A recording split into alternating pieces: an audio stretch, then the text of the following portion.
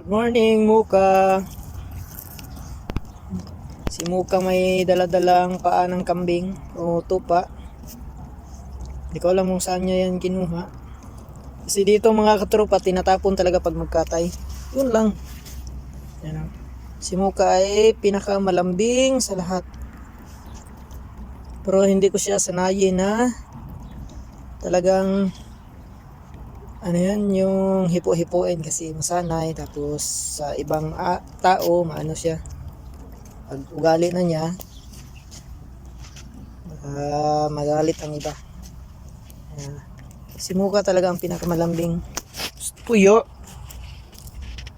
Si Muka ang pinakamalambing na aso sa lahat.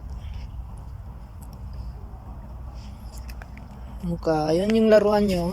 Nakuha niya, paa ng kambing.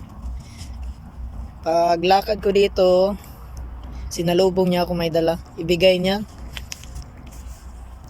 sa akin yun eh. Hindi ko na video eh. Ayan.